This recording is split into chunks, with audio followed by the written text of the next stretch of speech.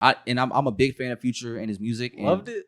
Yeah, actually, Really? I didn't love it at first. It's not bad, but Loved It is kind of like after the previous, not the one with Metro, but he's done 2 with Metro now. yeah. Would you say you're a Future fan, Ezra? What's the one when he's in the car? In the car. Oh, I Never Liked You. I Never Liked You. Yeah. Are you a Future fan? I love Future. You like that one a lot? I like that one a lot. I never liked to say you love this one because I'm comparing it to that one. Okay, so you're not comparing to the other 2.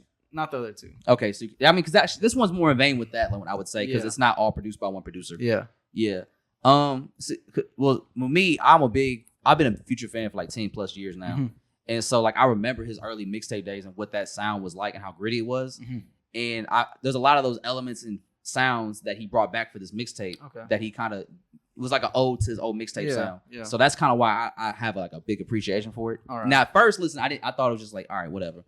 But when I actually listened to it and focused in on it, I was like, okay, there's a lot of dope shit you're doing that I really fuck with. Like you start paying attention to production, how it evolves throughout the song, how his melodies change, how his cadence change. Because there's a lot of songs on there where he'll just switch up the flow like mid-verse. And it's just like little shit like that. It keeps it exciting for you as a listener, especially being somebody like Future, who's kind of like, you could say, a generic trap rapper.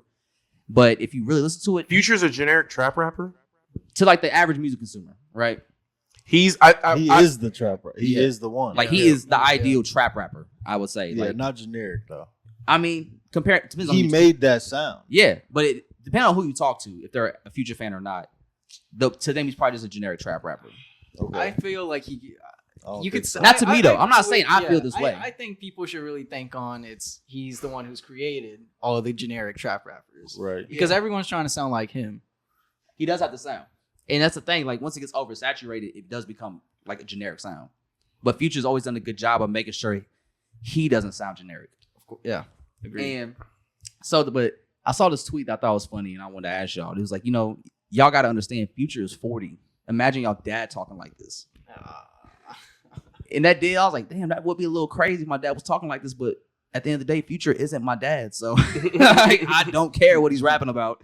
It sounds good to me. But that's always been the knock on Future. Like, bro, he's 40 years old or he's 37. He is a grown man talking about some wild shit. Still, like, he's a father. He's talking about shit that I would be talking about in my early 20s. Like, if I said the same shit that he said, like, in my life, I'd be in trouble probably. Yeah.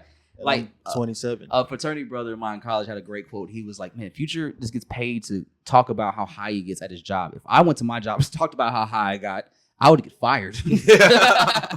Nah, for real. I mean, but does age play a factor when it comes to Future's music? I think his personality, tying back to what we were just talking about, I think his personality allows him to still get that off. Because yes, he might be the face of the generic trap rapper, but he's also the face of, some would say, male toxicity. Yes. So people don't want him to change. They want him to dog these bitches out. They want him to say what they can't say. He's like speaking for us. Yeah. But for y'all, I wouldn't say Future hates women. I would say Future's heartbroken by a lot of women. Maybe he does hate women though. Maybe.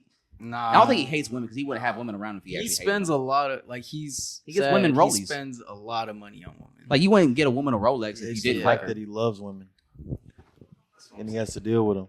That's what it is. But he may also deal with like a low caliber woman, which is why he gets annoyed. Because you got to think about the women he probably hangs around with are probably women that are attracted to material things.